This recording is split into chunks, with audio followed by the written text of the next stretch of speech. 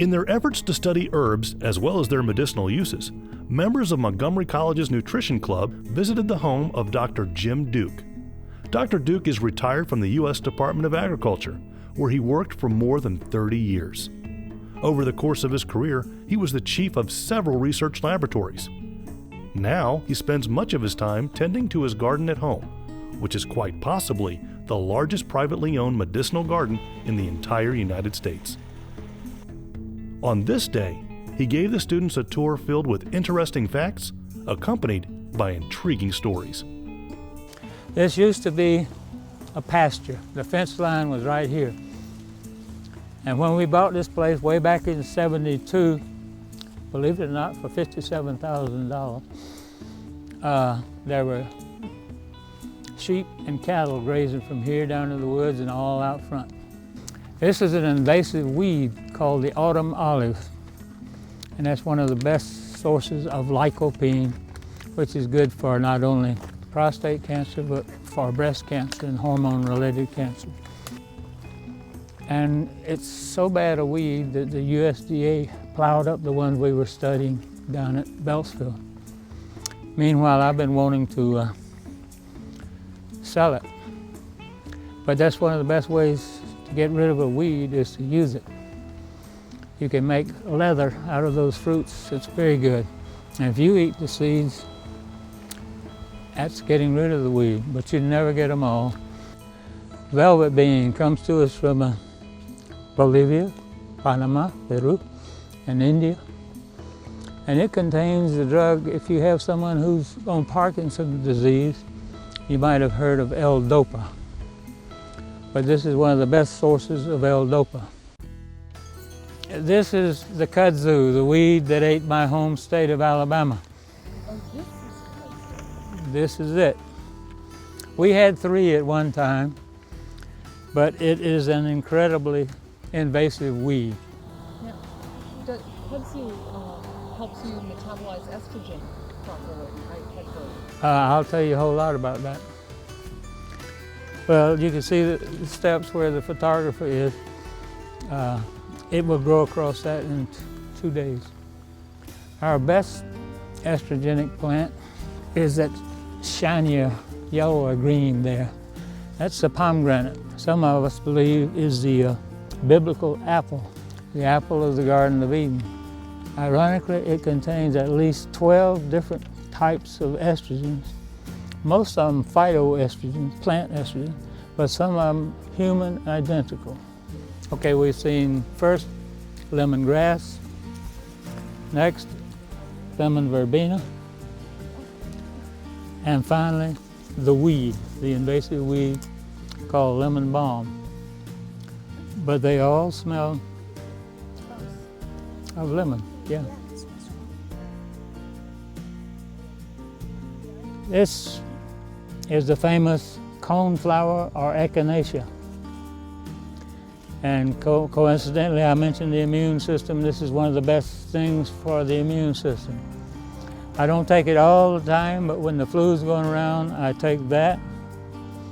And I take my garlic. Here's fresh garlic coming back. And we have it in many plots of the garden because those things that help the immune system help a lot of different ailments. This is periwinkle from England or Europe, and it's marketed there for Alzheimer's.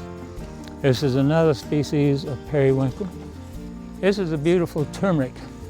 Turmeric is tropical, very important in traditional Chinese medicine and in Ayurvedic medicine. This is the turmeric. Now we're getting into the shady side of Alzheimer's. Most of the plants here, including this weed called Jimson weed, and this beautiful plant with the purplish flower. My wife went to the doctor about close to 2 decades ago with dizzy spells. I had a dizzy spell 2 days ago. And the doctor gave Mrs. Duke a prescription, about $18, for something she stuck behind her ear. It wasn't this is free. But if I stick this behind my ear, I'm medicating the same way she was. I am getting transdermal scopolamine, a major pharmaceutical and a dangerous one. And as I look at you in the sunshine, if my pupils start getting big, which is not what they're supposed to do, I'm possibly overdosing on the other drug, atropine, which very frequently co-occurs with these plants and many others in the nightshade family. They're dangerous, but they work. So it's being absorbed across your skin. Yeah, it's what we call transdermal. This wasn't here 2 years ago. This is North American passion flower. Yeah, we'll see a better one. You can even try to sample it if you want. But this also contains harmine. But this migrated over underground from there to get together with this Amazonian. So this is rather hallowed spiritual ground you're in right now. This is one of the best sedatives, and this is one of the best sedative combinations. Hops, and there's where your beer comes from. And this is Valerian. Right now it doesn't smell bad, but if you stay long enough, it'll smell like dirty feet. And the capsules I take have a mixture of this, and they smell like dirty feet. Then I know I'm gonna sleep well. If they don't smell of dirty feet, I ain't gonna sleep well. This has stinging hairs.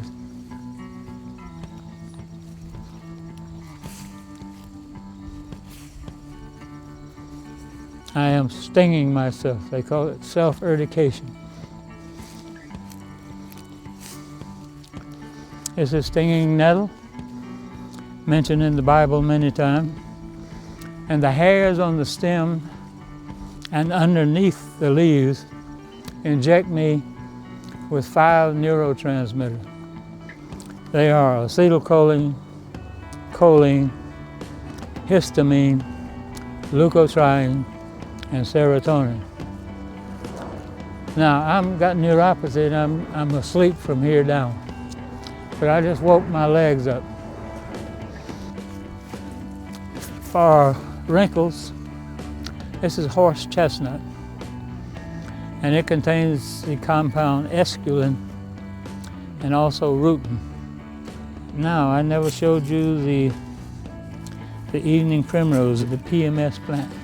This is not quite ripe. On a non-windy day, you come out with a newspaper or a towel, bend it over. But this is one of the best sources of gamma-linolenic acid. Now for PMS, that is approved in Great Britain, gamma-linolenic acid. You can put this on a roll or a bun and cook it, but I think you're better putting it on after you've cooked it, because you might destroy some of the chemistry in the seed. But it's edible, gritty. But more important, it's one of the best sources of tryptophan, which is also approved for PMS in Great Britain.